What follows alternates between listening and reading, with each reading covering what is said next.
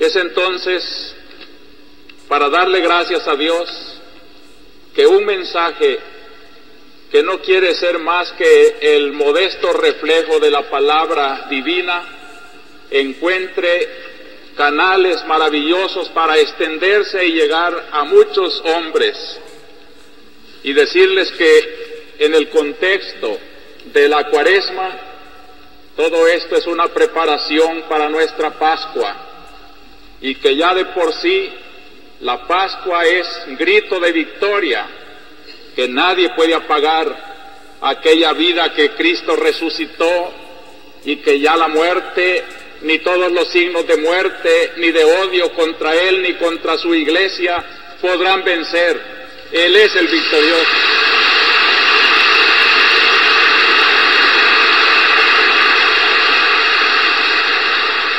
Pero que así como florecerá en una Pascua de resurrección inacabable, es necesario acompañarlo también en una Cuaresma, en una Semana Santa que es cruz, sacrificio, martirio, y como él decía, dichosos los que no se escandalizan de su cruz. La Cuaresma pues es un llamamiento a celebrar nuestra redención en ese difícil complejo de cruz y de victoria. Nuestro pueblo actualmente está muy capacitado. Todo su ambiente nos predica de cruz, pero los que tienen fe y esperanza cristiana saben que detrás de este Calvario de El Salvador está nuestra Pascua, nuestra resurrección, y esa es la esperanza del pueblo cristiano. He tratado durante estos domingos de Cuaresma de ir descubriendo en la revelación divina, en la palabra que se lee aquí en la misa, el proyecto de Dios para salvar a los pueblos y a los hombres. Porque hoy, cuando surgen diversos proyectos históricos para nuestro pueblo, podemos asegurar, aquel tendrá la victoria que refleje mejor el proyecto de Dios. Y esta es la misión de la Iglesia. Por eso, a la luz de la palabra divina, revela el proyecto de Dios para la felicidad de los pueblos.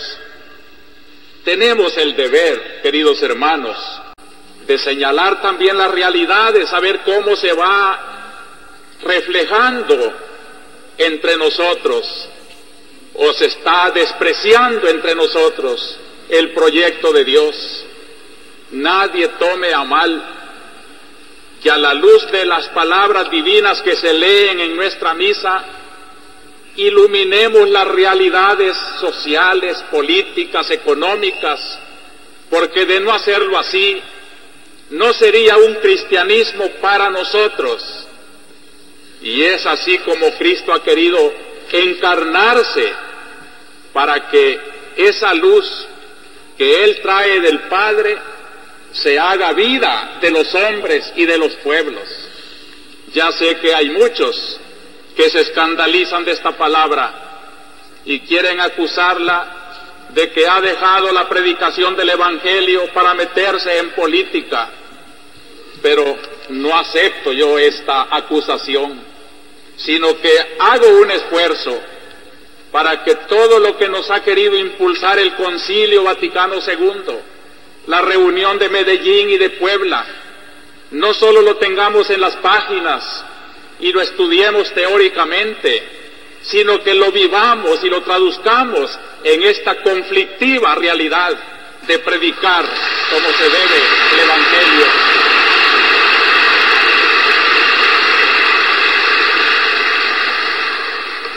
El Evangelio para nuestro pueblo. Por eso le pido al Señor, durante toda la semana, mientras voy recogiendo el clamor del pueblo y el dolor de tanto crimen, la ignominia de tanta violencia, que me dé la palabra oportuna para consolar, para denunciar, para llamar a arrepentimiento, y aunque siga siendo una voz que clama en el desierto, sé que la Iglesia está haciendo el esfuerzo por cumplir con su misión.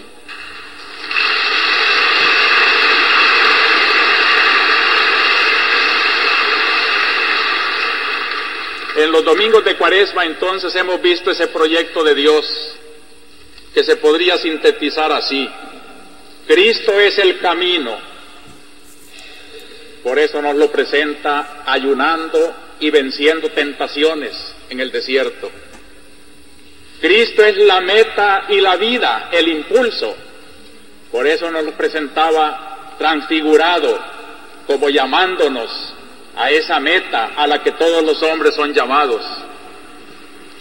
Y los otros domingos, tercero, cuarto y quinto, la colaboración que Dios pide a los hombres para salvarlos, su conversión, su reconciliación con Él, bajo ejemplos preciosísimos como la higuera estéril, como el hijo pródigo, y esta mañana como la adúltera que se arrepiente y es perdonada. Es el llamamiento que Dios nos hace y nos dice que nos encontrará así como el padre del hijo pródigo, así como el salvador de la adúltera. No hay pecado que no quede perdonado, no hay enemistad que no se pueda reconciliar cuando haya una conversión y un retorno sincero al Señor. Esa es la voz de la Cuaresma. Y cómo las lecturas de Cuaresma también nos van diciendo cómo ese Dios aplica su proyecto en la historia, para hacer de la historia de los pueblos su historia de salvación.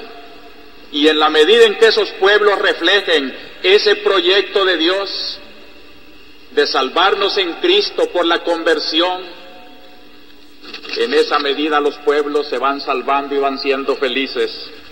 Por eso, en la primera lectura de toda Cuaresma, es la historia de Israel, el pueblo paradigma, el pueblo ejemplar hasta en sus infidelidades y pecados, para que en ellas aprendamos también cómo castiga Dios las infidelidades, el pecado. Y modelo también en traer la promesa de salvación de Dios.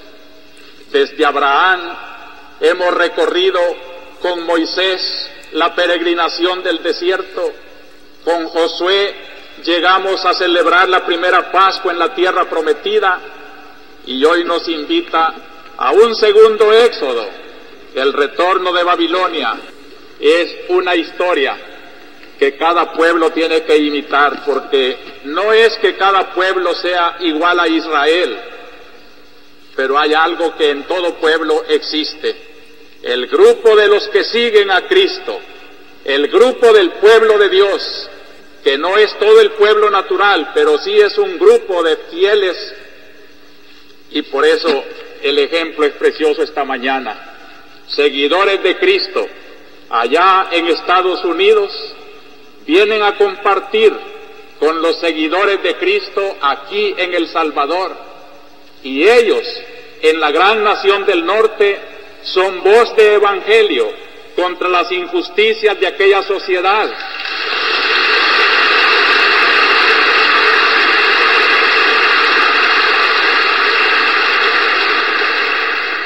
Así como vienen a darnos solidaridad para que nosotros, pueblo de Dios aquí en El Salvador, sepamos también denunciar con valentía las injusticias de nuestra propia sociedad.